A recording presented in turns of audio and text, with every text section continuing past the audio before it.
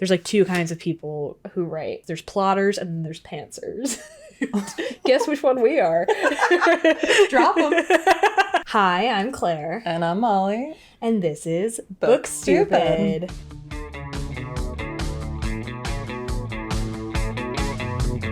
How are you doing? So you're done? Open mouth, wet coffin? I think so, for now. I had COVID in, when was that? Like, December. I had Which COVID. bout are you referring to? I've only had COVID twice. Yeah, but that we know of. that we are aware of. But I had it at the beginning of December, and I don't think my body's been right since. So that's the wet cough that you're... And anytime I kind of eat, I kind of have to, like, express via a wet cough. But yeah, I'm done now. Thank you for asking. Yeah. So you've been well. I've been well. I went to a new podiatrist. Wait, yeah. So I was gonna go back to my original girl because I needed to go to the podiatrist because I have an issue with my nail. My toenail. How about you, just double click on that for a sec. First of all, I was gonna go back to my old podiatrist, but she's in the East Village. It's just too far. So I had the one who did my bunion surgery. You had the one, period. I had the one. She was perfect. Anointed. She was weird as hell, but she was good. And so she did my bunion surgery. But I needed like a quick, what I thought was I needed a quick foot thing.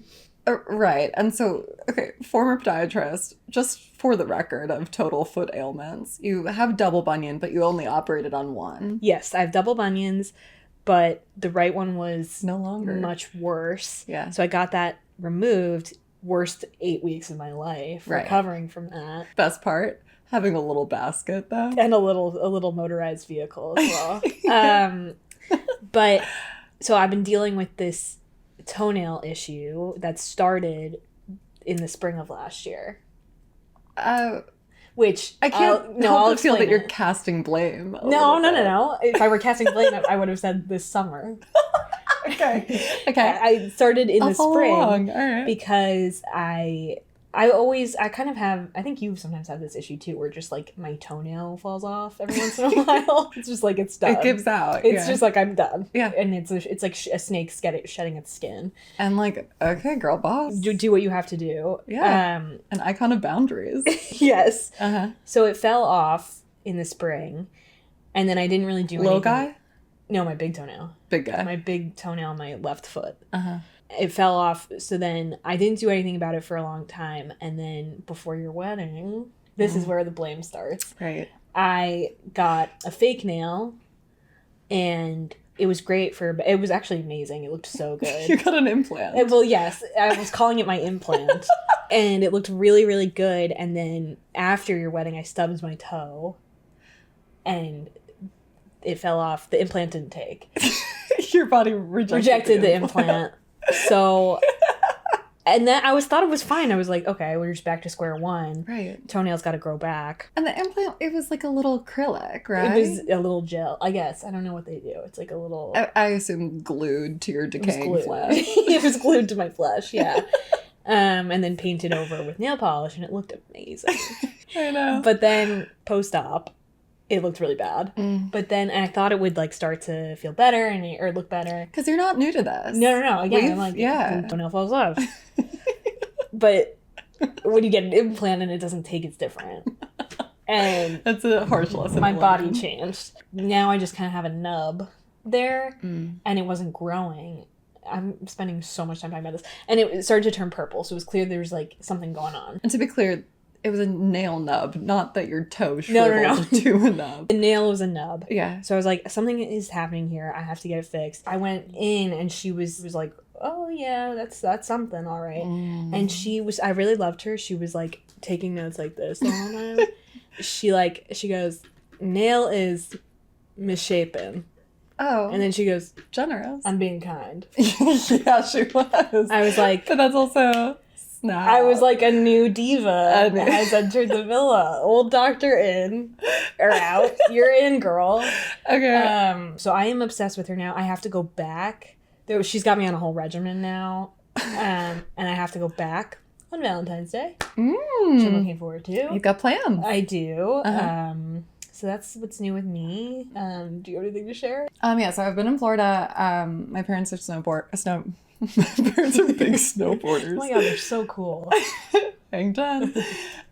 No, they're snowbirds now. So I visited them kind of as this, like a mulligan for the holidays. And I just became kind of obsessed with the flora and fauna of the region. Yeah. It's like, a dense ecosystem. Yeah. And alligators were kind of my like gateway drug. And then I learned about panthers being there. I did not know that. Girl, yeah. I kind of thought panthers lived in mountains. Yeah, or just like not America. I guess there is a sports team called the Florida True, Panthers. but Or there's maybe like there was other... Right. I don't know. The lions. The lions. Right. I don't think there are any lions in Detroit. The No, Bengals of no. Cincinnati. I don't know what a Bengal is, but I can promise there aren't. A tigre. Oh. So, yeah, I was kind of like, wow, this world's crazy. And then one of my parents' friends was like, oh, yeah, an armadillo walked by the other day. And I was like, what? Because that to me is like a fictional animal completely. Well, there is something about those animals that it's like they're old as time. I need to share something about armadillos with you. They are also apparently native to New Orleans, and I was in New Orleans recently. Oh. Well, I guess Louisiana. I don't know that they like, are particularly obsessed with they're New not like Mardi Orleans. Gras guys. Yeah, not sure about that. But a friend who lives in New Orleans was like, oh yeah, listen to this. Armadillos are the only other species besides humans that can be hosts to leprosy. And get this, honey, they all have it. And it's like communicable interspecies. So if you see one of those dillos, You can't. do not touch it. Oh, so they can give it to us. Yeah, but apparently like leprosy, there is a cure. Well, I would think so because like, why don't we hear about it more? Totally. But like to your point, that these animals are as old as time. Yeah. They've got biblical disease. Yes, it is extremely biblical. They've got Bible disease. Yeah. Are we their leper colony? Is that like Florida? Is there or I guess Louisiana too? Right. I actually think they kind of take it coast to coast. Yeah. But to me, armadillos don't really have skin. They're just like shell. I think the problem is that they're like a lot more skin than you think. Oh. Like I actually think they're fleshy. I don't like it.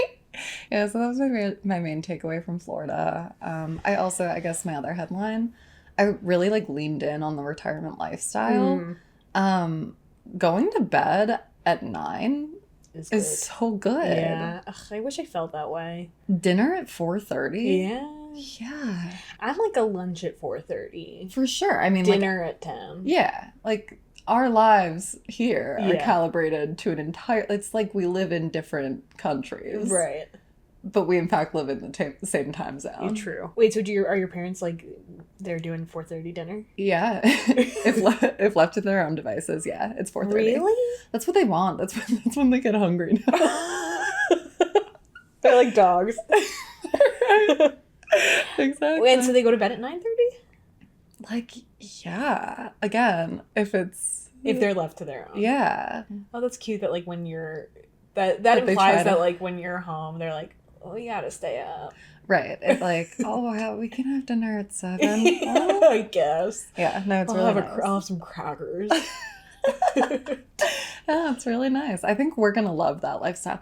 And here's the other thing, sister. I know you and I talk about living on a commune. Maybe I kind of have been like... No, the older I get, the more I'm into the commune idea. I will evangelize it until it becomes our reality. Yeah. But they're basically living at like retirement communities are like back to like college style social central living. Yeah, it's a return to a good time with your pals. Yeah, a return to our humanity. Really. And it's also the time when I mean, I can't speak to the retirement community your parents are at, but it's kind of when people get it's like a little bit wild and crazy too. Are you like alleging something about my parents? I'm talking about the loofah culture.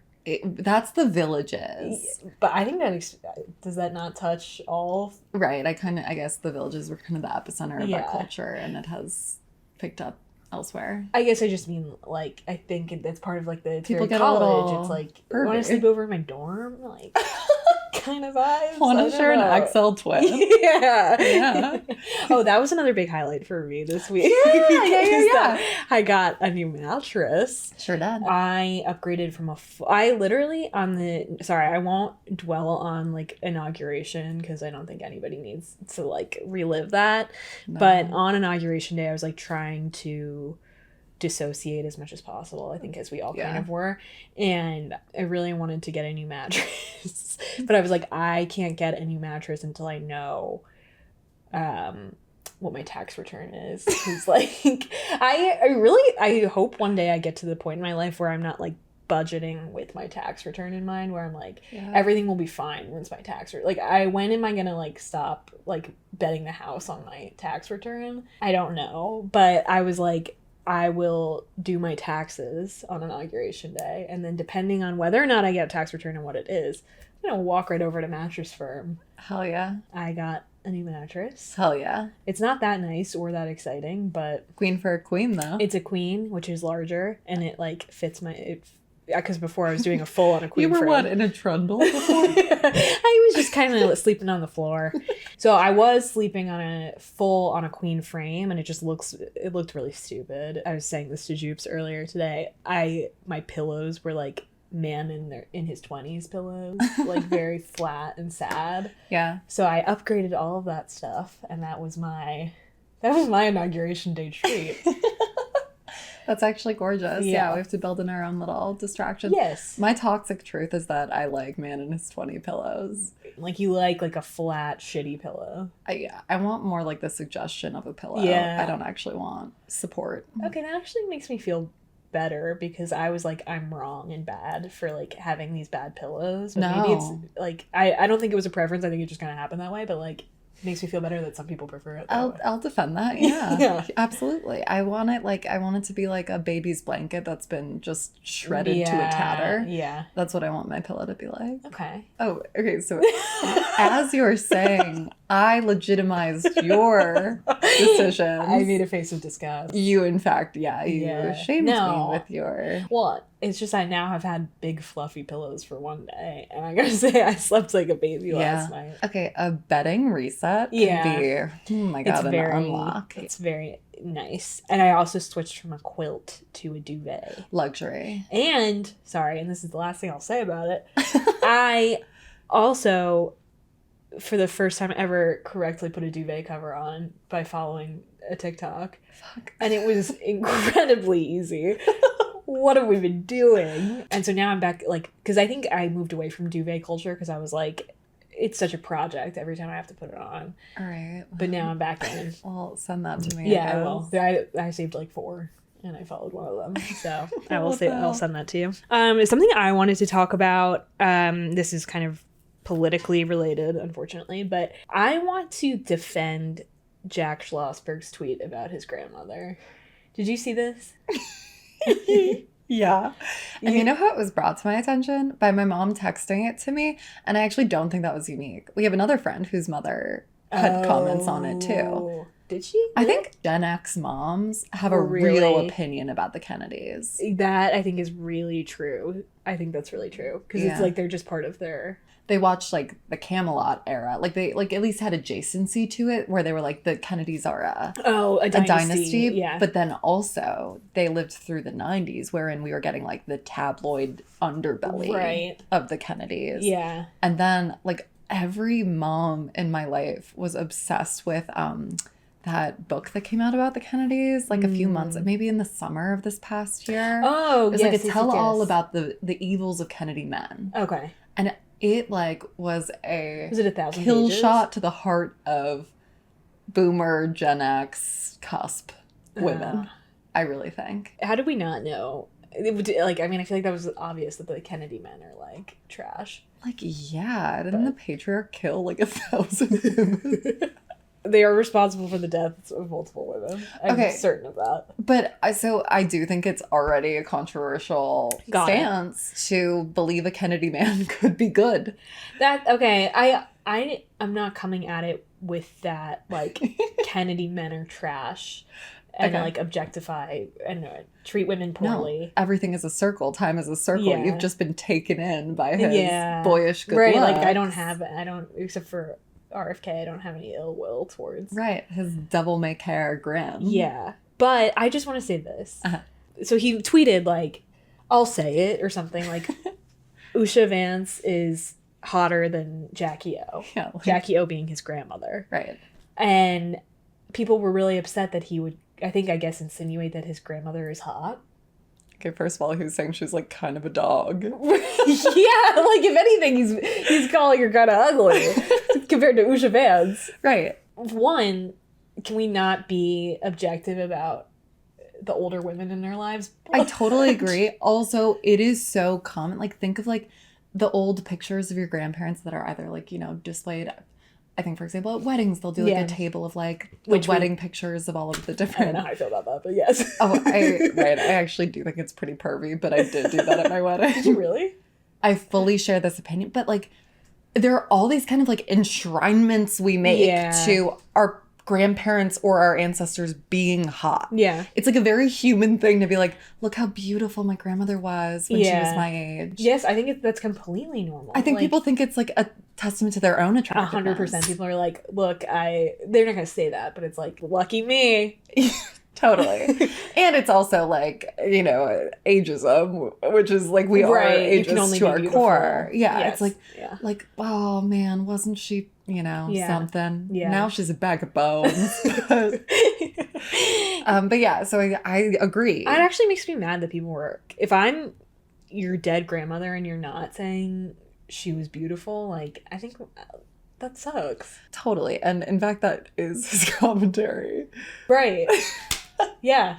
I'm not mad that he was prompting an assessment of his grandmother's attractiveness. No. Because people do that all the time. No. They mostly only ever do it in positive context, though. But I think those contexts are also motivated by weird, like, it's like, my grandma was hot, aren't I too? Yeah. I think he thinks he's like the hottest thing to ever happen. I just think he was being a little sauce. Little... I think that he has tweeted far more concerning things in recent months. Like 100%. I don't have any qualms about that. Okay, I have like, so it's not social media, but I have consumed content this week that I also need to talk about. This is actually a book. I hope it's okay to steer us back into the literary.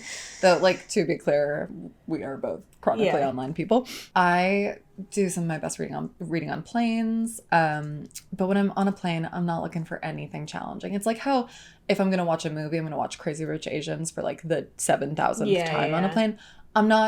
I'm only ever reading smut on a plane. Okay. And I was flying back from Florida. I had a clean, 3 and some change hours.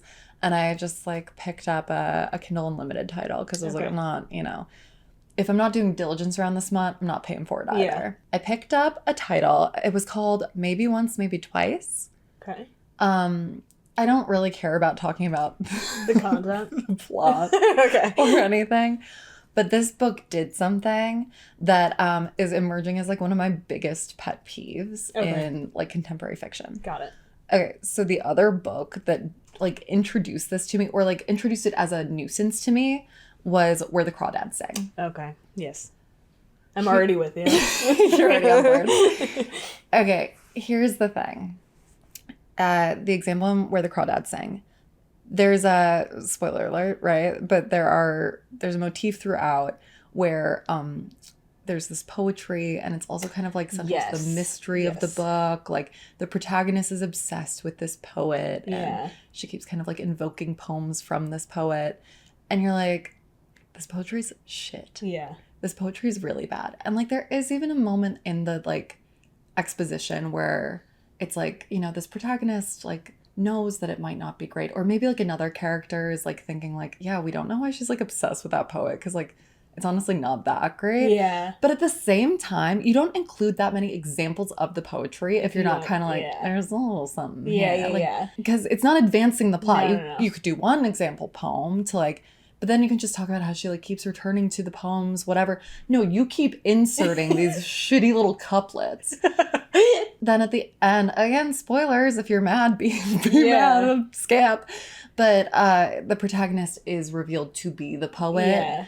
And you're like, that wasn't any kind of payoff for me either. I'm like, you've just stuffed these pages with you author, your shitty bad poem. Yeah. Yeah. Yes. Yeah. Like, fuck that. Okay, so. And under the guise of being like, because in the book she's kind of like uneducated, right, like, or really never went to school, so it's like, as you're saying, like, oh, this is the best she could do, so it's like very much like it's like protecting it from any criticism, right? Yeah. When I'm like, no, you just wanted to write little ditties for, for your book. Yeah. Okay, so then this Maybe Once Maybe Twice book, the protagonist is a singer-songwriter. She's like an indie folksy singer, and they keep the author keeps including lyrics. Okay.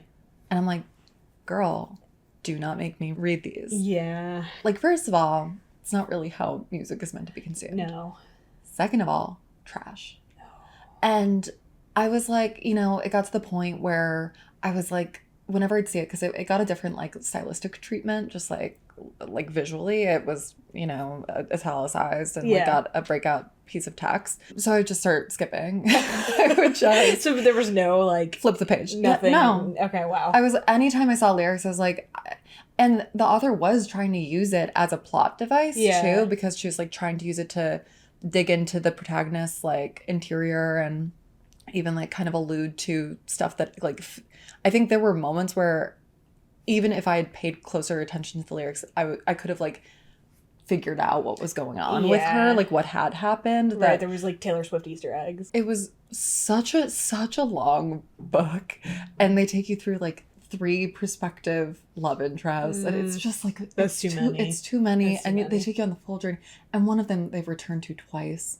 It took so long. I feel like that's like someone getting just like lost in the sauce of being like, so she has to choose, and then it's like, okay, this is crazy. It's crazy, and this is so long. Yeah, and then you're kind of like, okay, I've given myself over to you. I've given you my time. I'm not gonna put it down now. Right, and like, let's see it. Let's have the payoff. Yeah. And it's not just a competing love interest thing. It's also what's the trope that's like get back together? What do they call that? Second chance romance. Yeah. Yep. It's not just a love triangle. It's a second chance romance. It's just they drag you through so many tropes. And then at the very end, you're like, oh my God, okay. And like she finally forces these 2 people together at the very end of the book. And instead of getting any kind of like payoff, you get, I'm not exaggerating, 5 pages of lyrics. You get 5 songs. Or like 4 she included songs. A lyric booklet in her book. Literally.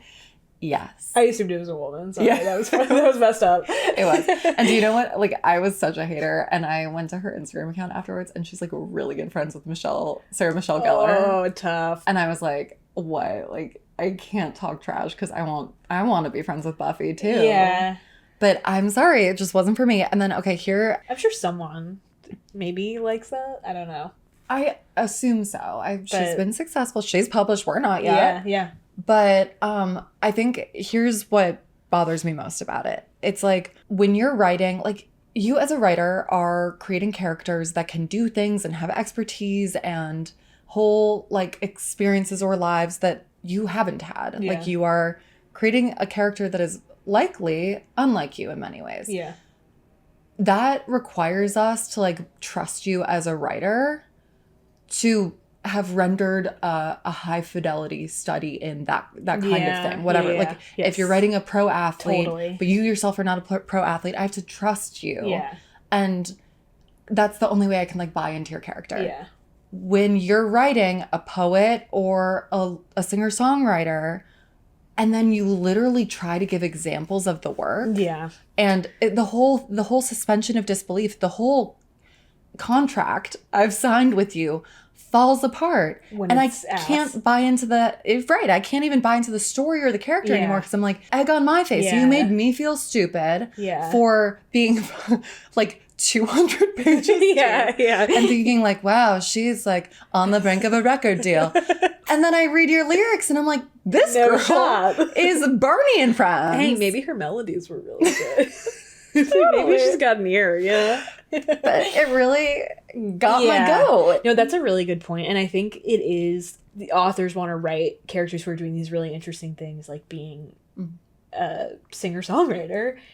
Not for everyone. And it is like, but you have to do your research, one, or pick something else. Pick something that's like, or don't show us the lyrics.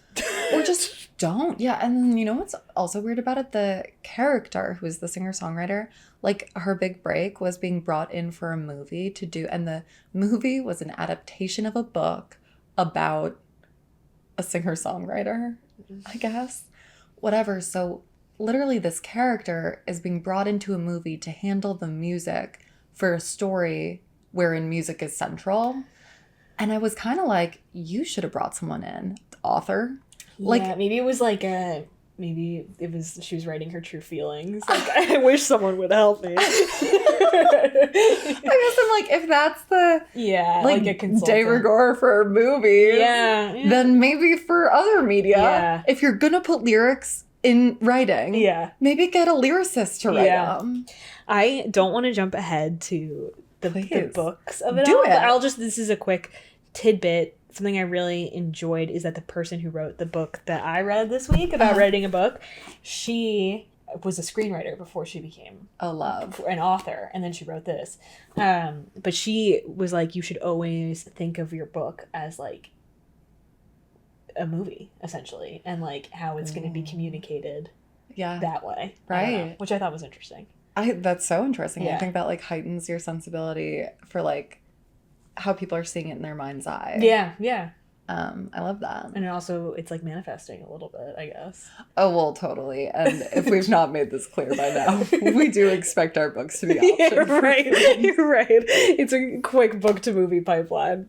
Immediate, if anything. Yeah. So I obviously read a lot of romance, but when I want to like change it up but still get through something quickly, I'll do a thriller. Okay. Because I'm like, that's like hard to put down. So I read this, I don't know, sometimes I do this thing where I go on Goodreads and I like look at a book I liked and then I look at the books recommended based off of that. Mm-hmm. Here's the thing about Goodreads is that sometimes a book will have like 4.5 stars, and that should actually be a red flag. Really? Because Why? And I don't mean to be, but I think like sometimes I'm about to be a snob.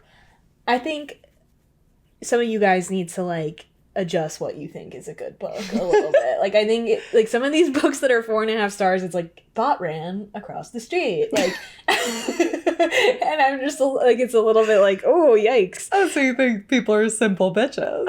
I don't think people are simple bitches, but like I think the bar is really low, and I think sometimes good writing.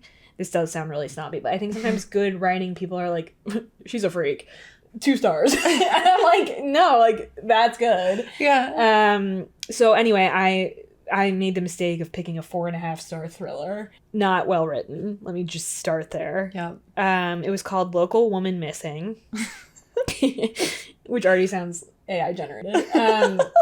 It starts with a girl who's been like trapped in a basement. Sure. And then separately 2 other women go missing in this town, and basically the storylines converge. But I highlighted a couple of pieces of writing that I found particularly abysmal.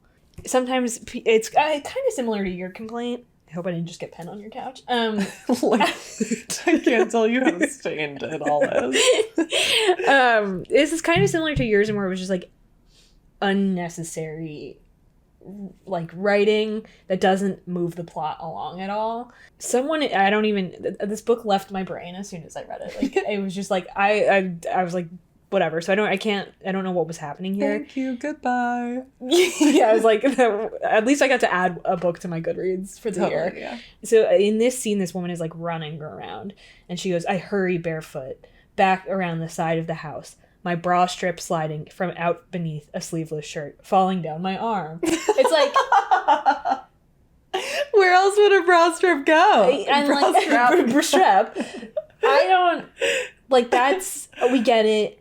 Like, I do think it's funny because it's a feeling every woman knows. It's a feeling like, oh, my fucking bra strap that happens like 10 times a day. But like, it just was unnecessary, right? And I'm like, it doesn't give me a better picture.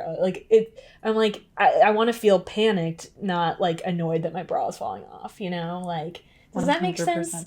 I don't know. Yes. And there was a lot of dialogue in here that was very like not how people talk, which I know and I wish I had taken more highlights of it because I really thought there were many places where I was like, this is so ass.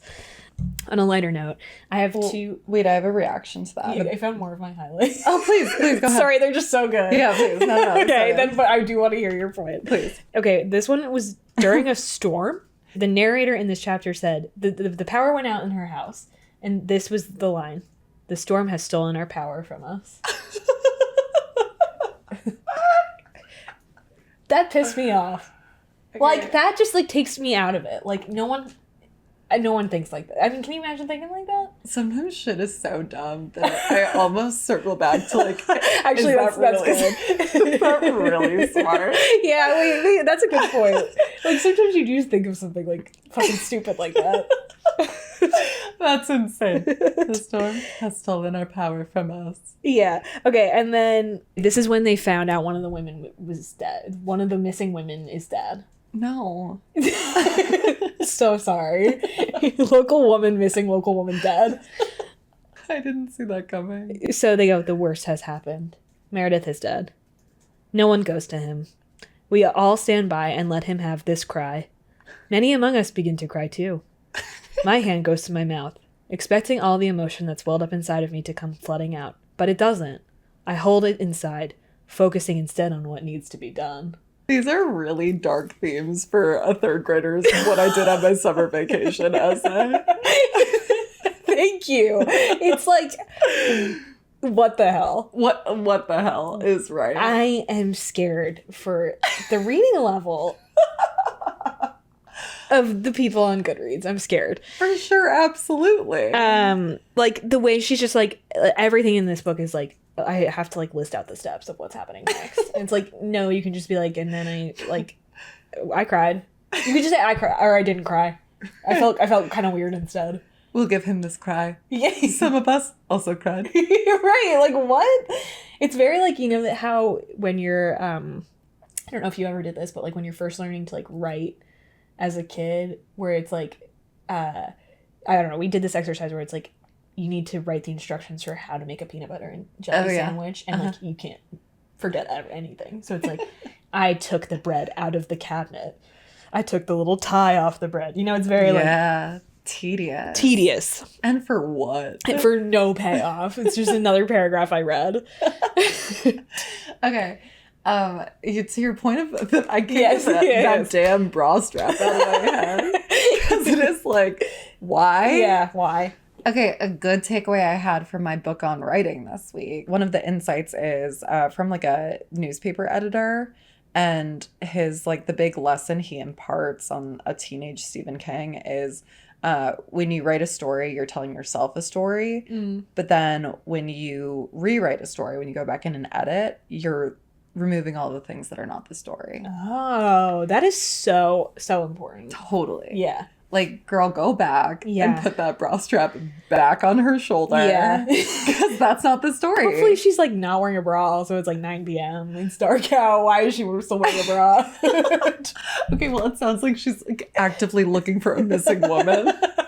Yeah, you can't have your tits flying around. I think you might stay strapped if there were women missing. Put on a sports bra. If you're going to be, like, action Barbie. I totally agree. It's like how in crime shows, I hate when the detective ladies wear heeled booties. Oh, yeah. You're at work, and your work often involves running from or after criminals. Get Hokos. Like, get a nice pair of Hokos. Get a supportive Lululemon bra. Yes. And a wide set Hoka. And we are not sponsored, but we could be. No. I'd be willing to, for sure. It sounds to me like the bra thing is like, I feel like I've done this before. I'm guilty of it. Local woman missing, where like I think of something like I feel like this is what happened to the author. Is like she was like doing something annoying and her bra strap fell, and she was like, "This is such a universal experience. Like I have to write about this," and it's like, yeah, but not right now. Like this is just coming off extraneous and like.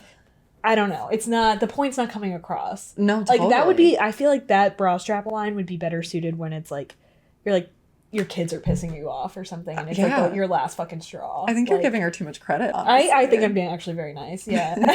Like your new podiatrist, you're being very generous. I'm being very generous. Very kind. Yeah. Yeah, no, that sounds trash. It was really bad. But I did come across 2 pieces of writing this week that I really like. They're both, well, okay, one is like exposition and one is dialogue. But Okay. I both in TV though. I've been watching Industry. Oh, yeah. Which is like a show about like finance. They start off as a class of interns, and like over the seasons they progress. Would you say they bank. buy in low and sell high? There's so much buying low and selling high, and they're naked all the time. Really? Yeah, I really enjoy it. Should I watch Industry? I think it's honestly really good. Okay. But one thing I really like about it is that they do a lot of like I feel like maybe you have said this, but like they do a lot of like showing and not telling, which I like. Yeah. Where like in this last season, the main the old guy who like works at the bank, and he's kind of like old dog, but he still has that dog in him. Yeah. He gets like divorced in between seasons or separated, and it's never like you don't have to see like you know like it's not, it's just like he's like a mess because he's going through a divorce, and that like becomes clear. That. Yeah. And it's not like because there's so many characters, we don't have to see every like all the minutia of right. The story is the fallout, not the like technicalities of the divorce. Yeah. So I was admiring that. Love that. Yeah. And then you have been talking a lot about dialogue and like how people talk. I'm always yapping about yapping. Yapping. So now you said this thing to me recently about how Succession does such a good job of like writing in the world, you know? Yeah. Where like they talk like rich people. Yeah. In like not a fake way. I don't know how to. You did a good job of explaining it. I'm with you. But the new season of Severance started. Right. Last week. I'm behind. I didn't know you watched. Yeah. One. Okay. Well, and this isn't a spoiler, but like Mr. Milichik is talking to the Severed Four. Mm-hmm. And he says something like, I think he's making a joke about how like in another life we would have gotten a beer or something. And he goes, I would have really liked to get a beer at a bistro with you. And I just thought the choice of bistro was so expert because nobody says the word bistro. That is gorgeous. And it's so like, yeah, this guy lives in the severed world. 100%. It does kind of raise flags, not to get too into the plot of like, was he born in the severed? Like, he doesn't seem to know how to talk like but it was very like, I don't know. It was like, yeah, that's a thing you would say. A beer at a bistro, that is like, masterful. Yeah, like at a bistro is like something that exists in, I don't know, like the world of like the game life. Like it's like a very like, I don't know how to describe what I'm. Or it's like it's like it only exists in Paris and you can only get wine. Right. You can't get a beer. Yeah, no, it's not a thing an American person working at a corporation says in the 2020s. Right. Absolutely. That's so good. Yeah. Something else, again, like I'm not up to date on Severance. I only ever watched the first season, but I think that's a great example of pacing too. Ooh. I know a lot of people who like fell off sooner than they should have because they were just like kind of daunted by how much was unknown to them at the top of the series. But then like by the last episode of the first season, it is breakneck pace. Yeah. And yes, like the last episode is so good of the first season. And it's the payoff. Yeah. Talk about like the exact opposite of 5 pages of lyrics. yeah. It's like I did some of the like heavier lifting in the beginning and it was so worth it. Yeah. Yeah. My fear with the second season is like that they maintain that payoff. Mm-hmm. But I'm feeling good about it. Right. So should we like delve into some of the research we did? Yes. Do you want to go first? I can. I would love that. Okay. So we kept our promises to ourselves and each other. And we spent the week between our first episode and now doing a little bit of reading about writing. Yes. I started with the book On Writing by Stephen King. Yes. I've heard of it. Heard of him. And I've really heard of him. I embarrassingly have never read anything by him. I haven't either. But I'll tell you what, I'm halfway through and the first half of it is kind of, it's memoir more than anything else. But I'll kind of get into why I think that's relevant and why it's useful to mine our own histories. Let's hear it. But it also made me think, God, I like this guy. Mm. What a dude. Oh. I mean, that checks out. I feel like he's, yeah. Yeah, I don't know. Well, actually, you know what? It is kind of surprising because it's like horror guy. I don't know. Horror guy, and then like the only like derivations of his writing I've even seen are the It movies. I have not seen those because it scares me. Which is a total role reversal. It is. Yeah, I cannot believe you've seen the It movies and I haven't. Normally, you watch scary stuff and I make you explain it to me in great detail. I love to do that. But in this situation, I am a friend of Pennywise. And I don't even know what that means. That's how little I know. No, I obviously, after watching those scary movies, had to do like an extensive deep dive on the Wikipedias for the books themselves. And he got some criticism for how he treated the like one female girl, the like one girl in this like ragtag bunch of children who fight the clown many times over. She's the enemies of Pennywise. Right, the only girl in the enemies of Pennywise. I think in the book she starts an orgy with her fellow teens, and people are like, "Oh, that's weird." Yeah. Hey, Stephen King, why'd you do it? Yeah. Right. So that was kind of the only thing I knew about him. Yeah. Before I read this book. Okay. But no, I actually liked him. Okay, so to the concept of like memoir as a basis for writing, he treats like the first over third of the book, I think, as a CV. Ooh, you know, like a resume. Yeah. He calls it a CV. I'm like, all right, do you want a beer at the bistro? But he basically, and like he says it's not so much a stylistic choice as like a literal function of his memory. Like he kind of remembers his childhood and early adolescence in like spurts. It's like, you know, he described it as like moments of clarity in an otherwise foggy landscape. So it's very like staccato, like here's a blurb about this time in my life, here's a blurb about this time in my life. And he says it's like part memory being spotty, but also it's very clear he's isolating these moments that he thinks is like an account of what formed him as a writer. Got it. Okay. He's very adamant, like he doesn't think a writer can be made, but then these events shaped the kind of writing he does. Interesting. Okay. And maybe his drive to do it. Period. Yeah. Wait, so can I ask, like, what does he say the difference between a writer being made and a writer being formed is?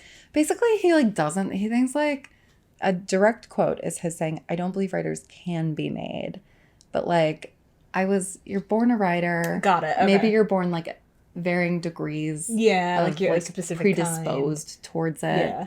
But then you kind of get shaped. Like if you can write, you're probably gonna write. I see. Okay. But then like what you're interested in, how motivated you are to do it, like that's kind of informed by your experience.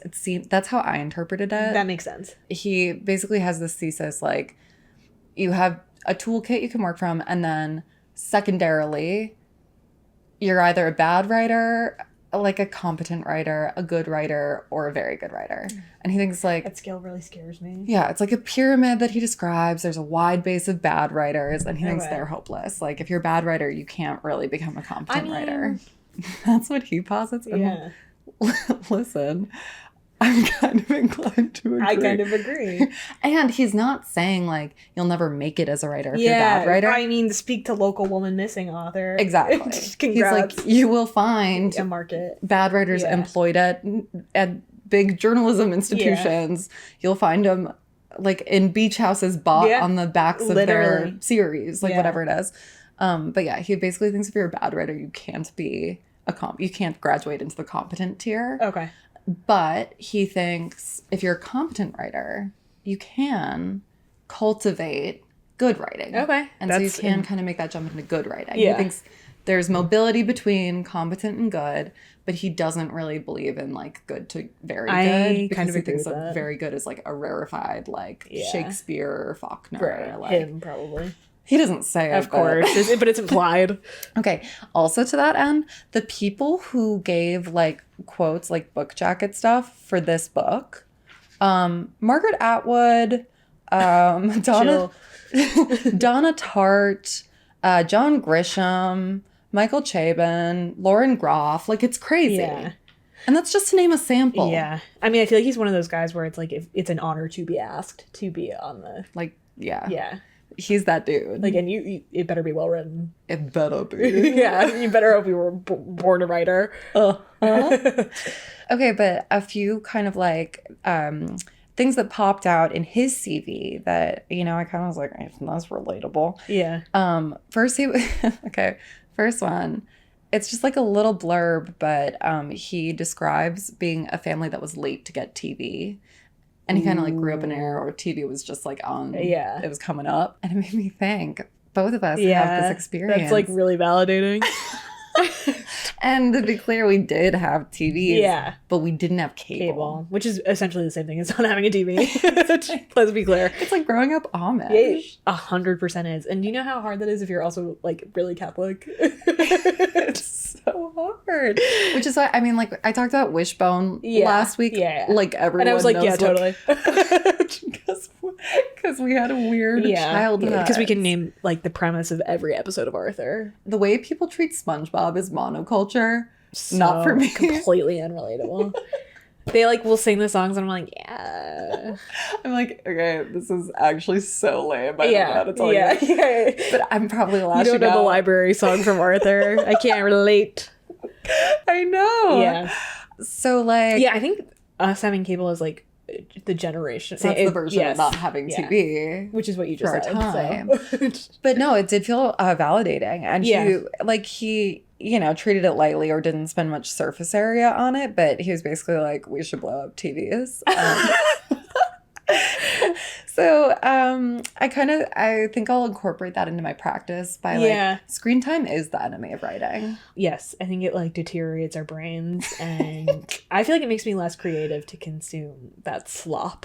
Yeah. Unless it's like great TV. He describes it similarly, but yeah. Yeah. And you're right. Like I think there's a difference between like, you know, prestige television, like very writing driven television, honestly. But and even like television, like I feel like now it's like Instagram has become like the thing that we need to get off of. Yeah, or TikTok. Pry it out of my cold dead hands. Yeah. Okay, and then when he was young, like I don't know, I didn't write down the age, but he's in early grade school. He's inspired by what he described as teenage rumble, like comics or graphic novels, I think. Okay. And he writes like a short story kind of inspired by these. So it's maybe like 3 pages, 2 pages, I don't know. But he prints them and brings them to school to sell to his classmates because he's like, I think I just wrote a pretty good little story. Oh. And like, I love reading these things. So I'll sell them to my classmates. And he's like, I'm going to make a pretty penny on this. And he did. They went like hotcakes. Everyone loved it. But then he was brought in by the authorities. Wait, but he sold. He was a booming businessman. I can't seem to get past that. No, yeah, he was extremely enterprising. Okay. He wrote this little story. He sold it to all of his classmates, and they were fiending for it. Yeah. But at the end of the school day, he's called in the principal's office, and the principal's like, you know, you can't treat the schoolyard as a bazaar and vend your wares. So you have to. And why not? Literally. Why not? We should teach children to be more enterprising. Hey, sharks. I mean, so he returns all the money, proudly kind of remembers that a lot of kids were like, okay, like you gave me my money back, but can I please keep the book? Wow. Like they really wanted it. But what stuck with him wasn't really this like early success or like this feeling of like, oh, my peers want to read what I'm writing. It's that when he was called in, there's a teacher who admonished him, and she was like, why are you wasting your talent on these, like, you know, teenage rumbles? She had notes. Bullshit stories. She's like, you're better than this. Wow. And so what lasted in his memory wasn't necessarily like this early success. It was shame. I think that's a universal experience for anyone who creates, like whether it's writing or dancing or drawing or whatever. If you're a creative person, like you will be made to feel ashamed of your output at some point. Yeah. Because it is embarrassing. It's embarrassing. It's embarrassing to put yourself out there like that. But yeah. I think your desire to do it has to overcome the... Right. Yeah. It seems like he was including it because it is such a universal experience. He never said, and then I overcame the shame. It was just it's like my career speaks for itself. But like you live with it. You live with it. Wow. You live with it. That's really, like, actually, again, super validating that, like, Stephen King feels that way. For sure. Like, well, he felt that way when he was like 9. But yeah, well, but yeah, but, yeah. like, it's a thing. Okay, yeah, he felt that way when he was 9, Yes. but, like, it's a thing that he carries with him. Like, yeah.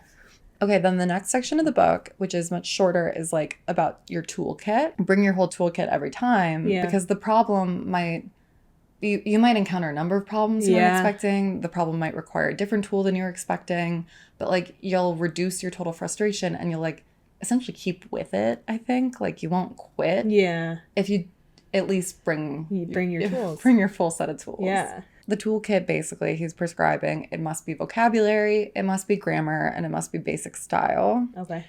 I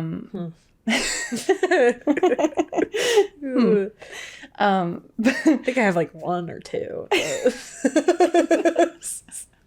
Worried about grammar, if I'm honest. I think you just have to like have a grasp. Literally, he was like, if you get it, you get it. If you don't, you don't. The girls who get it, get it. And you were quite literally an English major. Yeah.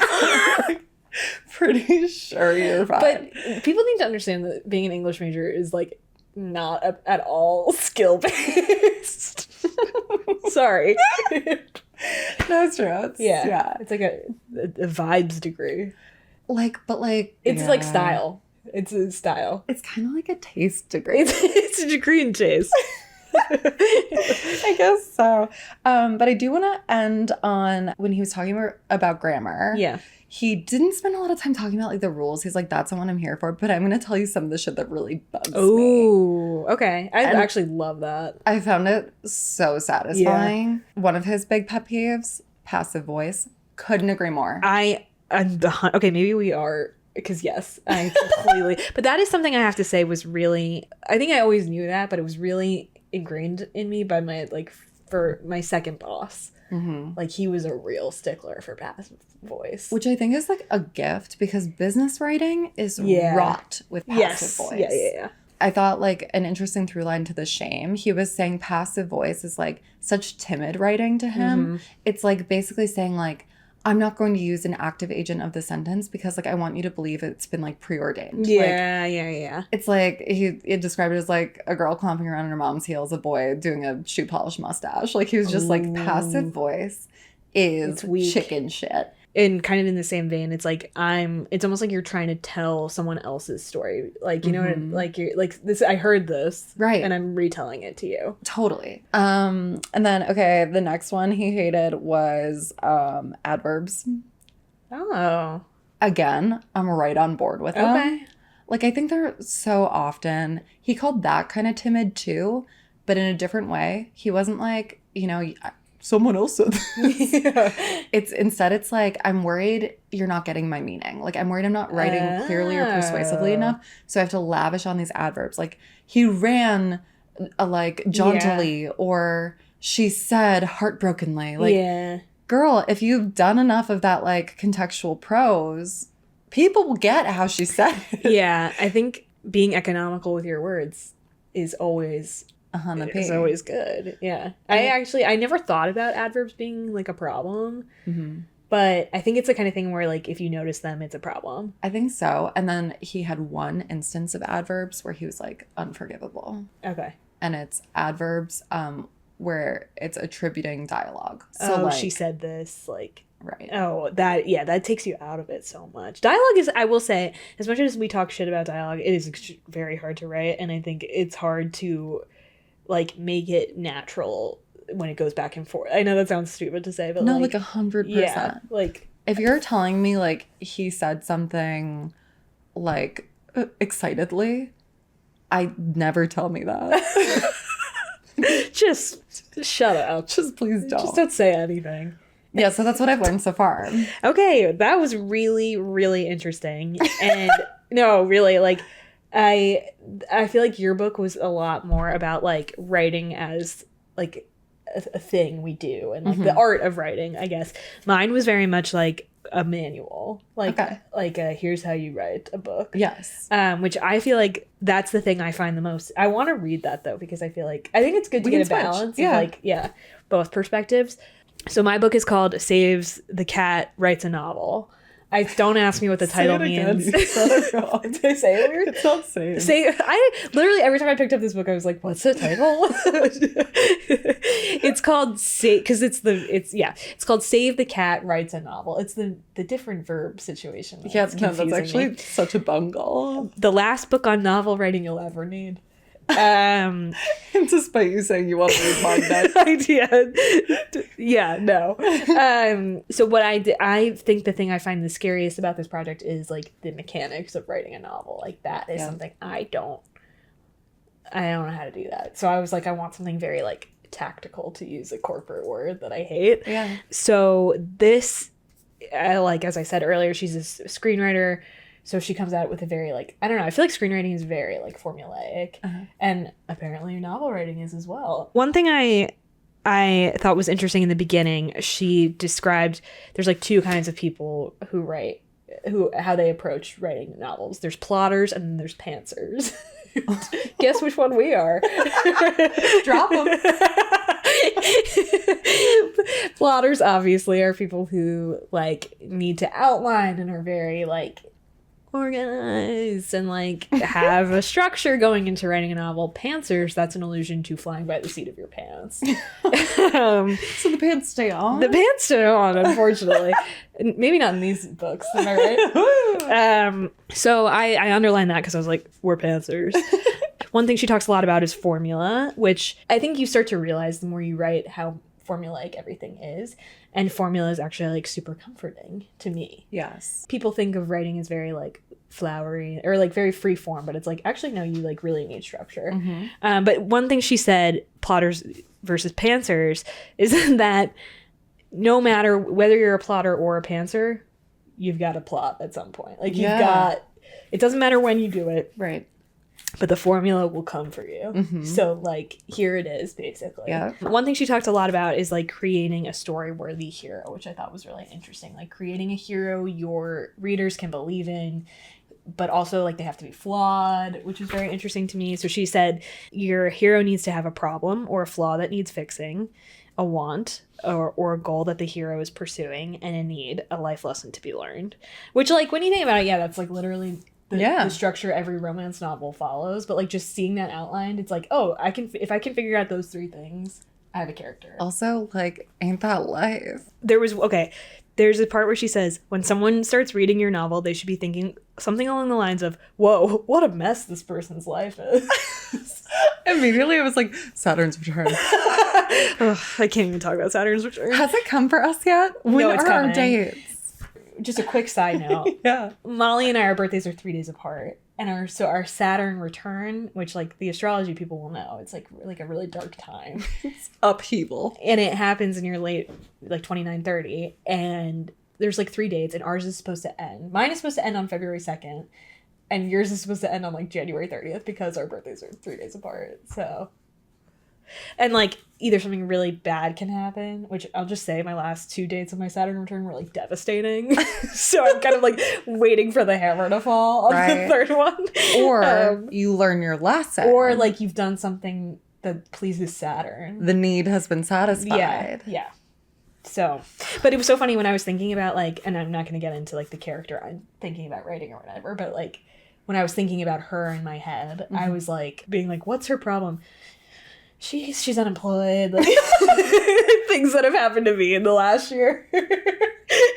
Saturn keeps kicking her ass. Yeah, like I have a hard time like writing about things that are for it. Like I can't write a singer-songwriter. I don't know how to do that. 100%. When you said story-worthy character, I thought Stephen King was talking about Carrie. Yeah. Like when he first was starting to write Carrie, he got it down like 4 pages of paper and he's like, I just don't fuck with this girl. Like, I love that. He was just like, she's not a story-worthy character to me. She's just unlikable. She's whatever.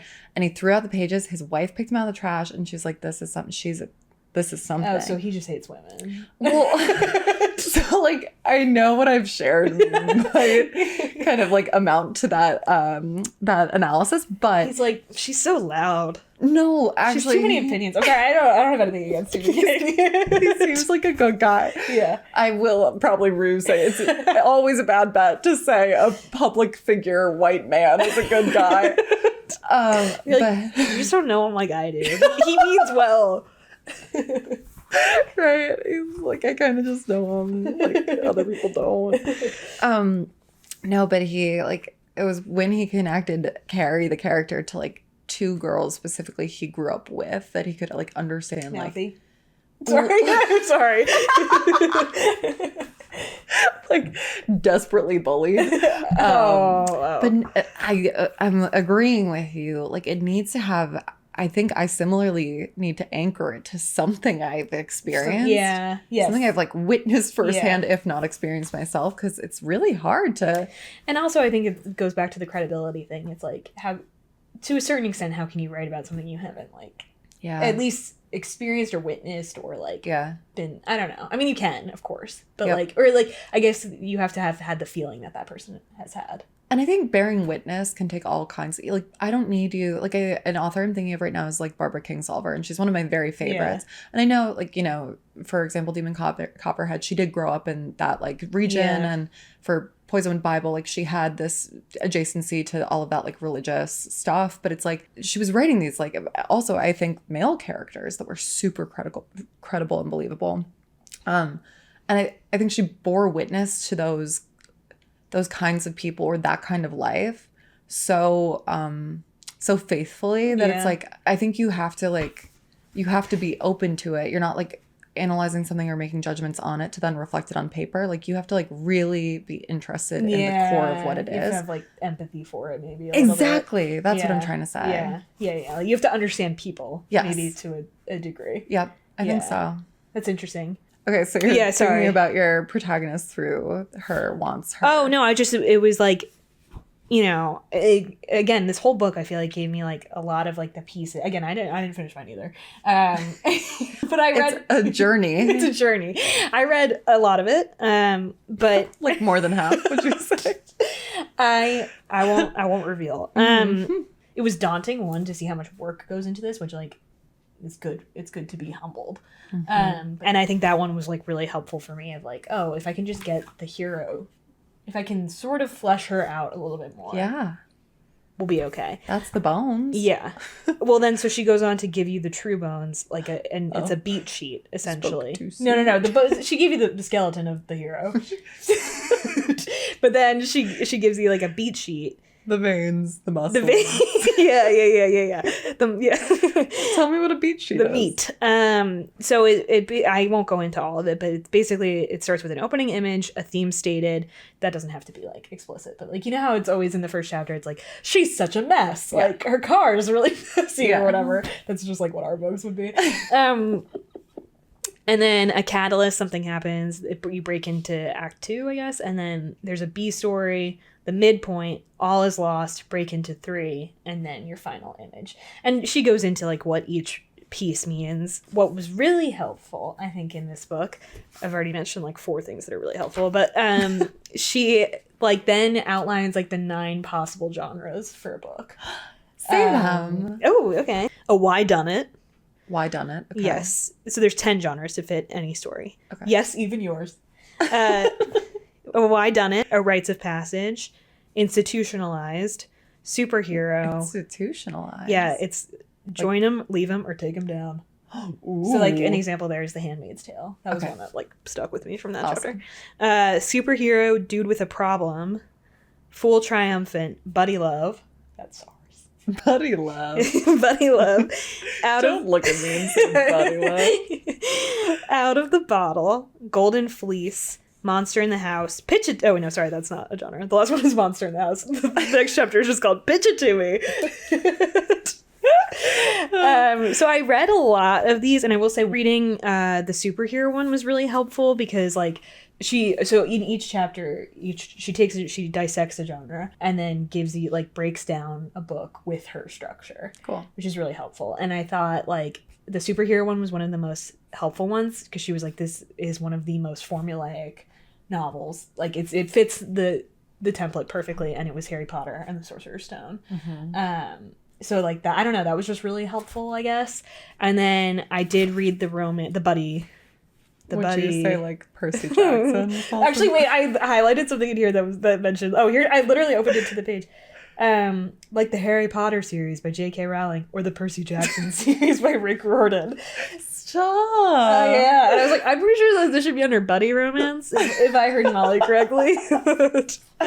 Or buddy almost romance. You're saying buddy romance? Oh, wait. Is that what it's called? Buddy? What word are you saying? I know it's buddy, but I can't remember what the second not bunny. Oh, buddy love. It's buddy love. And not budding. It's buddy. So the way she explains it is the transformative power of love or friendship. Hell yeah. So, like, because of Winn-Dixie is in this chapter. Nice. But then she goes on to... Because I knew you.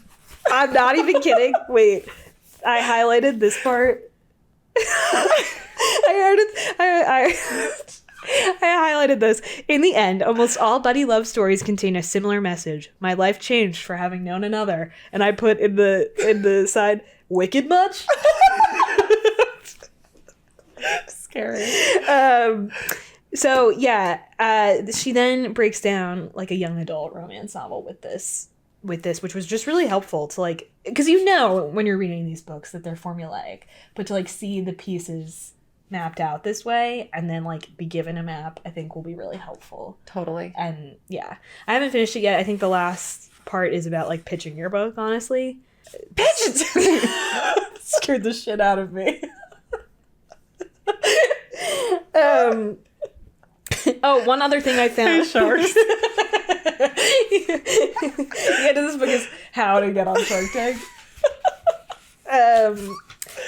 This I found also really inspiring. This was the first sentence or first paragraph in the buddy love chapter. Nothing is more primal than a love story. Don't believe me? Just take a look at the $1 billion in revenue that romance novels bring in every year. They currently make up over 33% of the U.S. book market.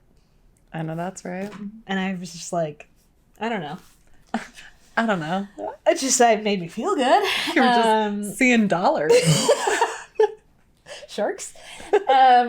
Also, the other thing from this chapter that kind of upset me was that one of the books she talks about, I was like, this kind of reminds me of the book that I wanted to write. Oh. And you know I have like a plagiarism anxiety. You do, yeah. Where I think that like every thought I've had, everything I've ever written, I stole it from someone else by accident. Okay. Which is part of my mental illness, which we don't have to get into right now. But I'm just like, that's something to flag. Is that it's like a sports romance, and it's like it's a whole subgenre. Yeah, exactly. And I have to remind myself that like, and actually this is a point she made in the book a lot, is that like, and it was very freeing. Mm-hmm. She was like, every book is there is no such thing as being original. You have to like let go of that. Yep. So I have to work on my originality complex. I had highlighted something in this. Yeah, can you share it? That I was gonna like selectively deploy to ruin you. But he writes in his CV, it's about like, I think it's actually about the story he might have sold to his classmates, or maybe it's like an earlier comic? Yeah, the Teenage Rumble. It might have been something earlier, but he qualifies it. He includes it in his CV saying, "My first truly original story idea. You always know your first, I think." And then went on to say, like basically he was flagging it as this first moment he knew he had something good. Got it. And I flagged it because I was going to torture you with it. Clearly, he believes originality is one of those like makes you great makings of greatness. But I am also inclined to believe nothing is actually original. And then he would go on to describe like this like recurring thing of like smashing two ideas together. Like I'll use Carrie as an example. He like was doing janitorial work one summer. He goes into the girls' locker room for the first time to like do a deep scrub, and he sees a tampon dispenser and he doesn't know what that is, and he's like ladies. I'm like really questioning myself as a reader right now. Like no. Why was it? I will say, sorry, no. No, please. After I was really gripped by the summary of the Stephen King novel.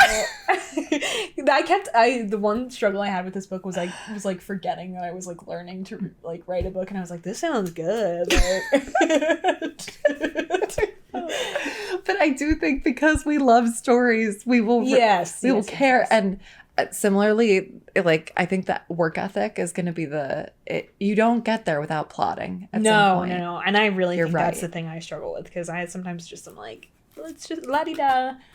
And you need to have, it's the most freeing thing to have a formula as much as I want to fly by the seat of my pants. 100%. And I think we'll reach like these impasses where it's like, I've been flying. Yeah. And now I'm like, really, I don't know what to do next. Yeah. I'll return to formula, baby. Yeah. That's gonna happen. She talked a lot about it because she teaches writing too, and she's like, I can always tell when they got. She said that the middle is the hardest to write in a book. And she was like, I can always tell when someone has gotten lost in the middle. Ooh. Which was interesting. Okay, what a bitch. Yeah. Yeah. We have had a lot of technical issues, and we've really pushed through them. They've all been Siege's fault. No, oh my God. I have been breaking my back. Breaking your damn back. Over OBS and these microphones. She and our editor, Ben. Editor Ben came today and he made everything better. So the only thing is we now have to, we lost some footage from episodes 2 and 3. We lost some footage from episodes 2 and 3, so we're just gonna re-record. Sorry.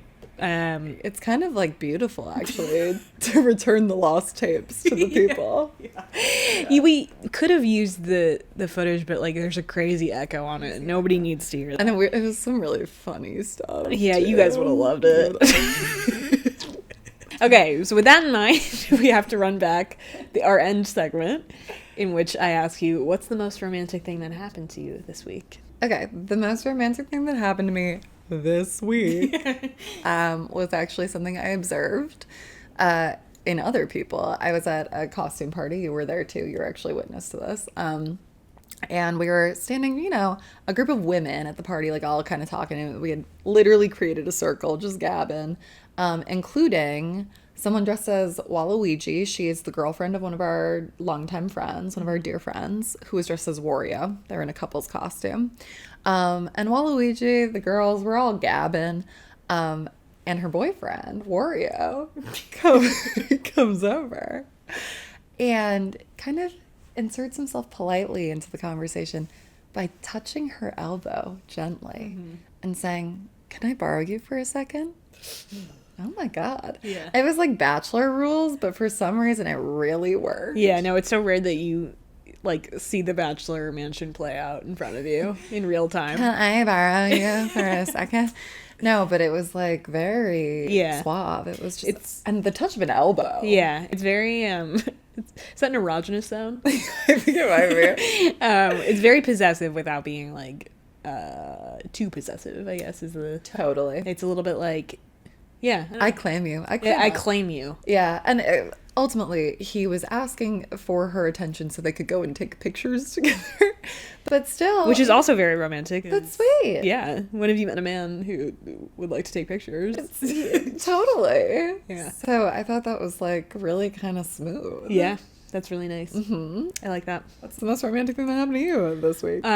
So if I recall, the most romantic thing that happened to me in this week that we recorded was the TikTok ban, which I know that like the TikTok ban was a farce. And now that you're looking at it from the future, I still feel like it was romantic. I still feel good about it. Like, but what I mean to say is like I know that Trump pulled the old wool over our eyes, and we are all like idiots and like whatever.